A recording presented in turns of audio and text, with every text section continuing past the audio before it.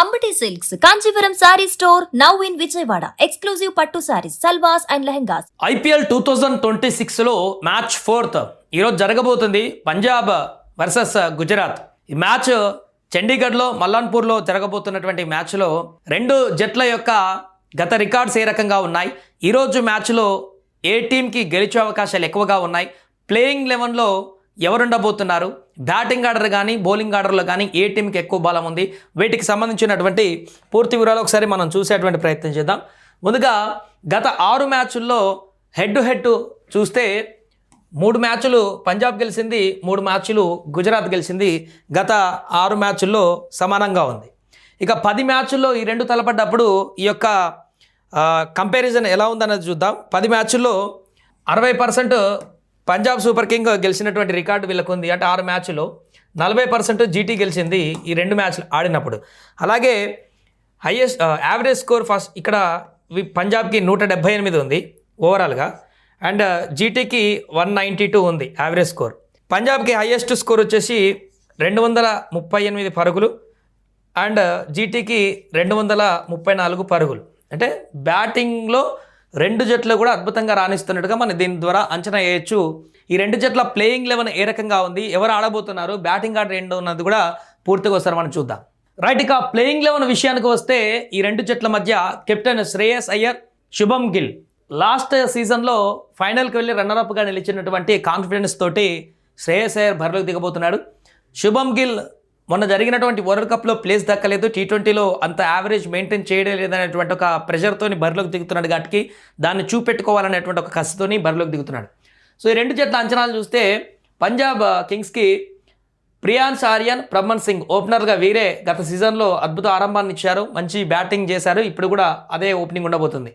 ఆ తర్వాత Nehal Wadhera, Shreyas Iyer, Marcus Stoinis all rounder, Shashank Singh, Azmatullah Omarzai, Marco Jansen, Harshdeep Singh, Vyshak Vijay Kumar, Yuzvendra Chahal ఈ ప్లేయింగ్ 11లో దిగవచ్చు. ఇంపాక్ట్లో ప్రవీణ్ దుబే కొత్త ప్లేయర్ ఉన్నాడు, అతన్ని వాడుకుంటే వాడుకోవచ్చు.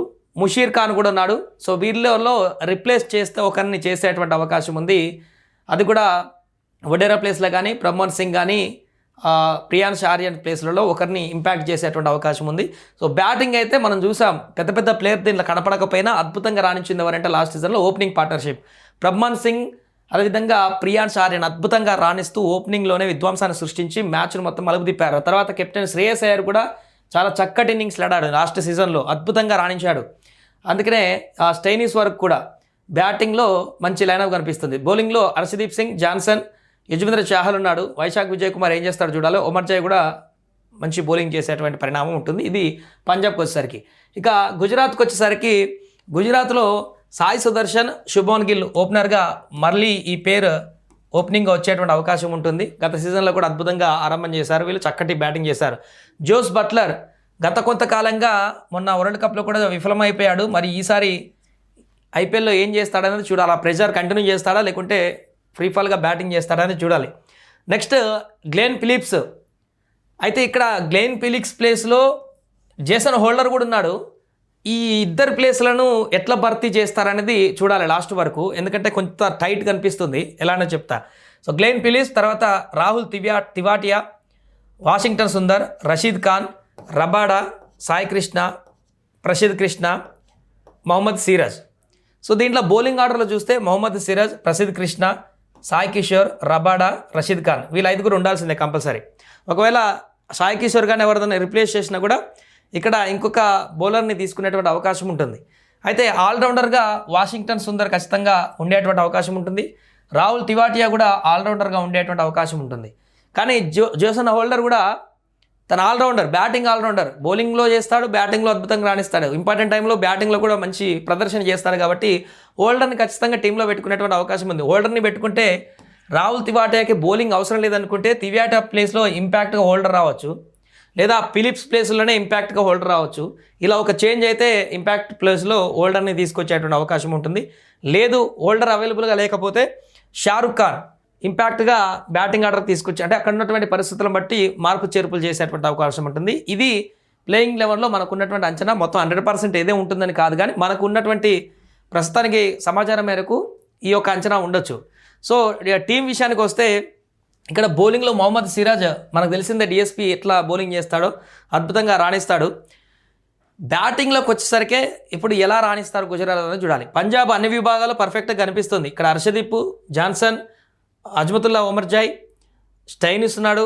అదేవిధంగా యుజ్వేంద్ర చాహల్, వైశాఖ్ విజయ్ కుమార్ బౌలింగ్ ఆర్డర్లో బాగుంది. బ్యాటింగ్లో గత సీజన్లో చేసినటువంటి బ్యాటింగ్ విధ్వంసం చూస్తే పర్ఫెక్ట్ స్ట్రక్చర్ అనేది పంజాబ్కు ఉంది.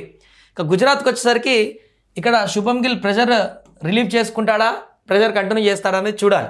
సాయి సుదర్శన్ మరొక అద్భుత అవకాశం అని చెప్పొచ్చు. గత సీజన్లో మంచిగా ఆడాడు, ఈ సీజన్లో ఆడితే అద్భుతంగా ఉంటుంది, లేదంటే ఇబ్బంది. ఇక జోస్ బట్లర్ గురించే ఇక్కడ చర్చ కొనసాగాం. జోస్ బట్లర్ కనుక సేమ్ ఫామ్ని గత కొన్ని రోజుల నుంచి ఉన్నటువంటి ఫామ్ని కొనసాగిస్తే బ్యాటింగ్ ఆర్డర్లో కొంత డీలా పడేటువంటి అవకాశం ఉంటుంది జీటీ. ఇక గ్లెన్ ఫిలిప్స్ మనకు తెలిసింది, ఒకసారి బ్యాట్ జులిపిస్తే ఏం చేస్తాడు అనేది. రాహుల్ తియాటియా ఎప్పుడో ఒకసారి ఆడాడు, ఈ మధ్యలో పెద్దగా ఫామ్లో లేడు. రాహుల్ తియాటియా బ్యాట్ జులిపిస్తే రన్స్ వస్తాయి, లేదంటే కొంచెం డౌట్ఫుల్గా ఉన్నటువంటి ప్లేస్ ఇది. వాషింగ్టన్ సుందర్ కూడా అంత పెద్దగా ఆశించినటువంటి పెద్ద హిట్స్ అయితే ఈ మధ్యలో కనిపించలేదు. ఇక్కడ బ్యాటింగ్ ఆర్డర్లో చూస్తే జీటీ కంటే కూడా పంజాబే కొంత స్ట్రాంగ్గా ఉన్నట్టు కనపడుతుంది. ఎందుకంటే శ్రేయస్ అయ్యర్ ఫామ్లో ఉన్నాడు, ఓపెనర్స్ వీళ్ళిద్దరు ఫామ్లో ఉన్నారు. నెహల్ వద్దేరా, స్టైనిస్ ఎట్లాగో రాణిస్తూనే ఉంటాడు. శశాంక్ సింగ్ కూడా లాస్ట్లో అద్భుతాలు సృష్టిస్తూనే ఉన్నాడు, చూశాను లాస్ట్ సీజన్లో. కాబట్టి బ్యాటింగ్లో కొంత పంజాబ్కే కొంత ఎక్కువ ఎడ్జ్ కనిపిస్తుంది. బౌలింగ్లో వచ్చేసరికి ఇక్కడ గుజరాత్కి రషీద్ ఖాన్ ఉన్నాడు, ఒక అస్త్రం, పెద్ద అస్త్రం. రబాడా ఉన్నాడు. వీరికి యుజ్వేంద్ర చాహల్ స్పిన్లో, అదేవిధంగా హర్షదీప్ సింగ్ యార్కర్లతో సునామీ సృష్టించేటువంటి హర్షదీప్ సింగ్, అజ్మతుల్లా ఒమర్జాయ్ కూడా అద్భుతంగా బౌలింగ్ చేస్తాడు. పరిషిత్ కృష్ణ అప్పుడప్పుడు రాణిస్తాడు, చాలాసార్లు రన్స్ ఇచ్చుకున్నటువంటి పరిస్థితి ఉంటుంది. మొహమ్మద్ సిరాజ్ మనకు తెలిసిందా మొహమ్మద్ సిరాజ్ గురించి. సో బౌలింగ్లో సమానంగా ఉన్నట్టు కనపడుతుంది రెండు టీంలు. ఆ బ్యాటింగ్ ఆర్డర్లో ఎట్లా డామినేట్ చేస్తారని చూడాలి. బ్యాటింగ్లో కొంత పంజాబ్కే ఎడ్జ్ ఉన్నట్టు కనిపిస్తుంది కాబట్టి. సో మొత్తం ఓవరాల్గా ఈరోజు జరిగేటువంటి మ్యాచ్లో కనుక చండీగఢ్లో ఉన్నటువంటి రికార్డులో కూడా చూసినట్లయితే 50-50 రేషియో ఉంది గెలిపోవటంలో. కొంత ఓవరాల్గా చూస్తే ఈవెంట్లో ఈ ఓవరాల్గా అయితే పంజాబే 60%తోని కొంత 10% మార్జిన్ ఎక్కువ విన్స్ ఉన్నాయి. కాబట్టి ఈ రెండింటి మధ్య జరిగేటువంటి మ్యాచ్ అయితే ఈరోజు ఖచ్చితంగా బిగ్ టఫ్ ఫైట్ ఉండేటువంటి అవకాశం కనిపిస్తుంది. అంత ఈజీగా అయితే కాదు. నిన్న థర్డ్ మ్యాచ్లో వన్ సైడెడ్గా మ్యాచ్ అయినట్టుగా అయితే అయ్యేటువంటి పరిస్థితే ఉండదు. చెన్నై రాజస్థాన్లో ఉన్నటువంటి మ్యాచ్లా కాదు, ఖచ్చితంగా టైట్ వచ్చేటువంటి మ్యాచ్ మనకు కనిపిస్తుంది. కాకపోతే గెలుపు ఎవరికి ఉండేటువంటి అవకాశం ఉంది అనేటువంటి అంచనాకు వస్తే మన అంచనా ప్రకారం అయితే ఇప్పుడున్నటువంటి చెప్తున్నాగా బ్యాటింగ్ ఆర్డర్లో కొంత పంజాబ్కి ఎడ్జ్ ఉంది, బౌలింగ్లో మాత్రం రెండు సమానంగా కనిపిస్తున్నాయి.